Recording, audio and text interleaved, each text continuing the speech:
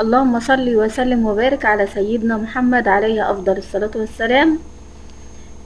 لو عملت كده الوصفة أو الخلطة اللي أنا هعملها دلوقتي للفراخ أو للبط أو لأي طيور عندك، لو حتى 3 مرات في الأسبوع، عمرهم ما هيجيلهم كده الشوطة ولا الفيروسات هتقرب منهم، ولا هيتعبوا منك ولا أي حاجة. طبعا هي يعتبر من البيت وبسيطة خالص. المهم انك انت تحافظي على الفراخ من الهواء، لان الجو النهارده كده ايه، برد جدا. فكان لازم ان انا اعمل لهم الخطوة دي. اول حاجة طبعا ترش المكان كله بالجير المطفي، وترش اركان الاوضة اللي الطيور بتكون فيها او المكان اللي الطيور فيه، الاركان بس كده ترش اي مطهرات، رشات بسيطة كده. وفي نفس الوقت ايه، ما تخليش الهواء يدخل كده على الطيور، لانه بيكون محمل بالفيروسات. فبتبتدي ان هي تلاقي الطيور جالها برد وابتدت ان هي تتعب منه. ده اول خطوة. بعد كده بنحط لهم بقى ايه، الحاجات اللي هي بترفع المناعة بتاعتهم، وبتخليهم كده ما شاء الله ياكلوا، والحاجة بتاعتك عمرها ما تتعب منك ولا اي حاجة ما شاء الله. لان طبعا التربية مكلفة دلوقتي، عشان تربي شوية فراخ زي كده فبتكون التكلفة عالية جدا. فلازم كده نحافظ على الطيور.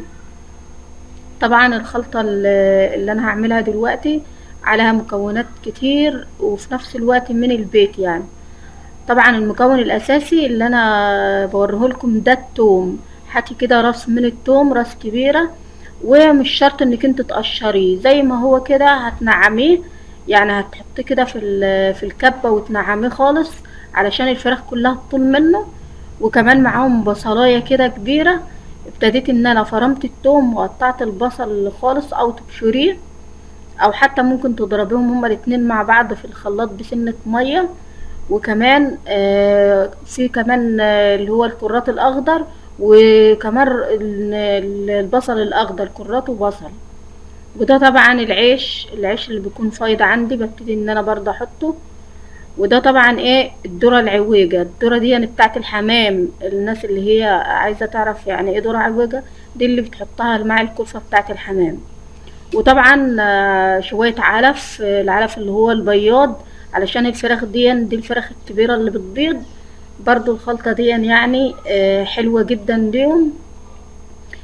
لو انت مش عايزة بقى تفرم التوم ولا اي حاجة، هاتي راس توم وانت قاعدة كده قدام الفراخ، ابتدي ان انت قطعها لهم بالسكينة وارميها لهم، هياكلوها. ده مضاد حيوي حلو جدا، بيحمي الطيور من البرد ومن الفيروسات، وبيقوي مناعتهم جدا. ده طبعا العلف البياض، علشان الفراخ ما تقطعش من البيض في البرد. لان لما بيكون الجو ساقع قوي، احيانا بتلاقي الفراخ فصلت من البيض. وطبعا كان برضو معايا قشور تانية من البصل اللي باقية من المطبخ، وببتدي كده ايه، ان انا اقلب ده كله مع بعضه. طبعا لسه في مكونات تانية، مش هي دي الخلطة بس يعني. دي طبعا لو عملت الخطوة دي، لو حتى عملتها لهم كل يوم، عمر طيورك ما هتتعب منك ولا هتحتاج ادوية ولا اي حاجة. ودي بتكون مناعة بتاعتهم. اهم حاجة انك انت ايه، يعني تهتم بالطيور، وبنظافة المكان اللي هم فيه، بالدفء، تخلي المكان يعني ما يكونش برد وسقع قوي على الطيور بتاعتك. تفرشي تحتهم برضو اي حاجة على الارضية. طبعا هبتدي برضو ان انا ايه، هحط المكونات التانية دي. طبعا معايا النعناع الاخضر اللي هو الناشف، ومعايا كمان الكركم، ومعايا الكيس الخميرة الفورية.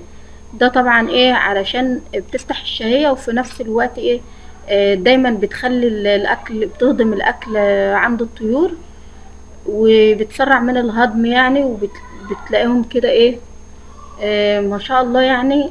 الحاجات دي بترفع المناعة، وكده انت بتحافظ عليهم من الامراض ومن الفيروسات اللي منتشرة حاليا في الجو بطريقة رهيبة. طبعا باخد كده حوالي عن برضو كمان يعني معلقة كبيرة. كان عندي برضو الخميرة اللي هي العجين، الخميرة بتاعت المخبوزات هي الطرية، برضو خدت معلقة منها. وهاخد معلقة كده من الكركم. الكركم ده بيمنع الإسهالات، يعني حلو جدا علشان بيقوي مناعة الطيور وبيمنع الاسهالات. الاسهال ده هو اللي طبعا بيدمر الطيور، بيخلي الطيور كده، لو الطيور اتسهلت بتلاقيها كده ايه، ابتدت ان هي تفصل. ده الكركم بتفصل من البيض، وبتقوم بقى ايه المناعة بتاعتها بتضعف، فبتلاقيها ابتدت ان هي تنشف وبعد كده ايه تموت.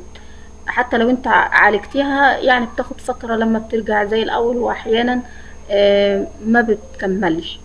ده طبعا برضو النعناع اللي هو الناشف، طبعا انا بنشفه علشان بحطه للطيور الكبيرة وللطيور الصغيرة. بقوم فركاه كده منعماه خالص. برضو النعناع ده حلو ليه؟ للأمراض التنفسية. بيساعد الطيور كده برضو كمان على الهضم، وفوائده كتيرة جدا. الخلطة عليها أعشاب حلوة خالص انك انتي تستفادي منها. وكله برضو أكيد يعني كلنا عندنا الحاجات دي موجودة في المطبخ، فنستغلها ان احنا ايه نغذي الطيور بتاعتنا. علشان طولة ما الطيور بتكون واكلة وشبعانة، بتلاقيها ايه جسمها دافي كده، يعني الطاقة بتاعتها بتكون حلوة. فما بتتأثرش حتى لو الجو برد ولا حاجة، ما بتتأثرش ولا بتتعب منك، طالما انت بتديهم الأكل بتاعهم فيه حاجات مفيدة ليهم. طبعا انا بقسم كده بقى الأكل بتاعهم علشان هما لسه في أول اليوم، فعلشان ياكلوا. وتلاقي الطيور ما شاء الله نشيطة كده وبتجري قدامك، وحالتها حلوة، وفي نفس الوقت ايه بتديكي انتاج من البيض. طبعا صورت معاكم فيديو امبارح بتاع جمع البيض، بتشوفوا الفراخ بتبيض ما شاء الله، يعني انتاجها بيكون عالي جدا. وفي نفس الوقت بنعالجهم وبنحميهم وبنحافظ عليهم بخلطات من البيت وبسيطة جدا. وكمان في خطوة تانية تقدري انك انتي تحط لهم عسل اسمر يعني على المية. يعني لو معلقتين عسل حطيتهم على المية كل يومين مرة، ده برضو بيرفع المناعة بتاعت الفراخ، بيخليها ما شاء الله مناعتها قوية جدا جدا، وتتحمل يعني تتحمل كده البرد، وتقاوم اي امراض واي حاجة. طبعا الاكل بوزعه لهم كده على ايه، على مراحل كده، علشان الطيور كلها تاكل وتستفاد كده من الحاجة اللي احنا بنحطها لهم الخلطة. طبعا الذرة العوجة دي برضو حلوة جدا، مغذية وحلوة للطيور، سواء البط او الفراخ او الحمام. لما تحطها كده على الخلطة حلوة خالص ليهم. فما شاء الله يعني هي دي الخطوات اللي انا ماشية على طيوري، وما شاء الله يعني ما بيحصلش اي حاجة، وبتقاوم الامراض، مناعتها بتكون عالية. حبيت ان انا اشكركم جدا، والسلام عليكم ورحمة الله وبركاته.